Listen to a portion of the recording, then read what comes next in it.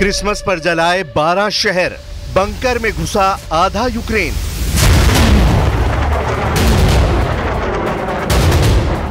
एक 1035 दिन के युद्ध में किसी को भी अंदाजा नहीं था। धूमधाम से क्रिसमस मनाने वाले रूस और यूक्रेन एक दूसरे पर क्रिसमस बॉम्बिंग कर सकते हैं। पिछले 24 घंटे में पुतिन ने पूरे यूक्रेन में क्रिसमस बॉम्बिंग करके कम से कम यूक्रेन के 12 शहरों के चीथड़ों उड़ा दिए हैं। खुफिया सूत्रों से यह भी पता चला है कि रूस ने कम से कम 100 मिसाइलें यूक्रेन के अलग अलग इलाकों पर दागी हैं। इधर दूसरी तरफ ज़ेलेंस्की नेटो देशों के साथ मिलकर क्रिसमस के मौके पर ही रूस पर बड़ा हमला करने जा रहे हैं। दावा किया जा रहा है कि यूक्रेन अपने दम पर नई ड्रोन मिसाइल से रूस में 1000 किलोमीटर तक हमले करने जा रहा है, जैसा उसने रूस के कजान शहर पर किया था, जिसमें यूक्रेन के 8 आत्मघाती ड्रोन ने रूस के कजान में 6 इमारतों को तबाह कर डाला था।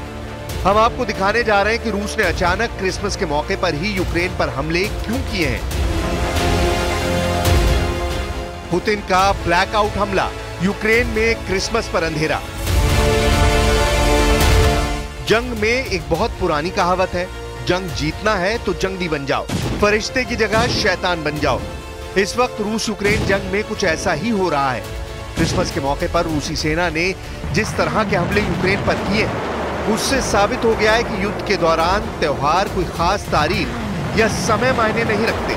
जरा देखिए पुतिन के रूस ने यूक्रेन में क्रिसमस के मौके पर कहां-कहां हमले किए हैं। यूक्रेनी सेना के दावों के मुताबिक रूस ने पिछले 18 घंटों में यूक्रेन के अलग अलग इलाकों पर 70 मिसाइलों से हमले किए हैं। हालांकि यूक्रेनी सेना दावा कर रही है कि उसने रूस की 70 में से 50 मिसाइलों को तबाह कर दिया है। रूस के सीरियल हमलों में 100 से ज्यादा आत्मघाती ड्रोन का भी इस्तेमाल हुआ है। दावा किया जा रहा है कि यूक्रेन की राजधानी कीव में यूक्रेनी नागरिक रूस हमलों से घबराकर बम शेल्टर बंकर में घुस गए हैं। कुछ लोगों ने मेट्रो स्टेशन में शरण ली है। राष्ट्रपति ज़ेलेंस्की के मुताबिक पुतिन यूक्रेन के खिलाफ ब्लैकआउट हमले करवा रहे हैं ताकि ठंड और बिना बिजली के यूक्रेनी नागरिक जहन्नुम जैसे हालातों में रहें। अभी तक की जानकारी के मुताबिक सबसे ज्यादा हमले यूक्रेन के खार्किव पर हुए हैं। रूसी हवाई हमलों में यूक्रेन के ऊर्जा और बिजली इलाकों को तबाह किया गया है। दावा किया गया है कि रूस का यूक्रेन पर यह 13वां बड़ा हमला है। Все, що нам треба, мирно жити на своїй землі, бачити сонце, своє небо, а в ньому різдвяну зорю, а не іранські шахеди і російські ракети. Але декому скучно і не хватає двіжухи. Ці слова – доказ, наскільки вони далекі від Бога, від християнства, від реальної віри. रूस के खौफनाक हमलों के चलते यूक्रेनी वायुसेना ने पूरे यूक्रेन में अलर्ट जारी कर दिया है।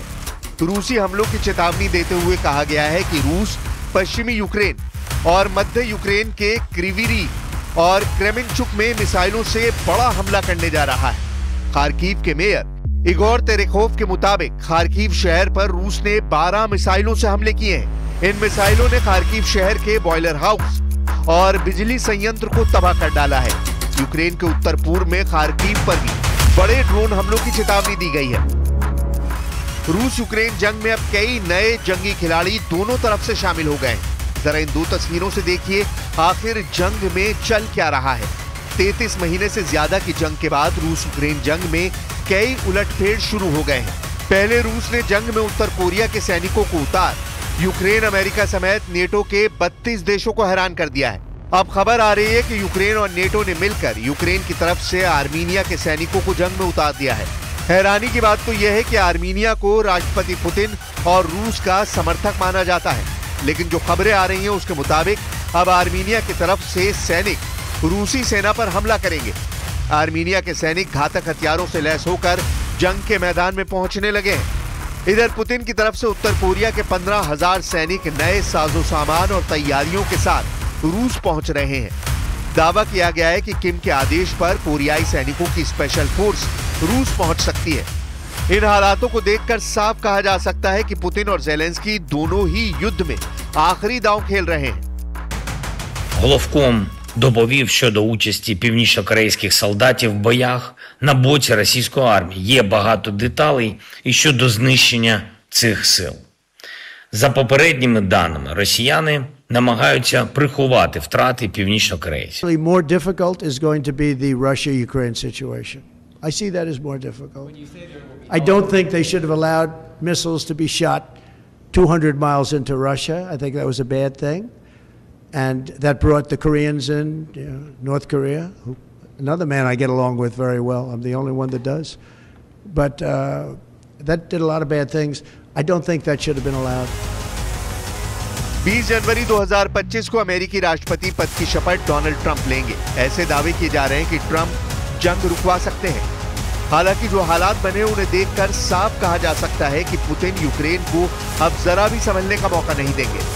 पुतिन चाहते हैं कि ट्रंप की गद्दी संभालने से पहले आधा यूक्रेन रूसी सेना जीत ले।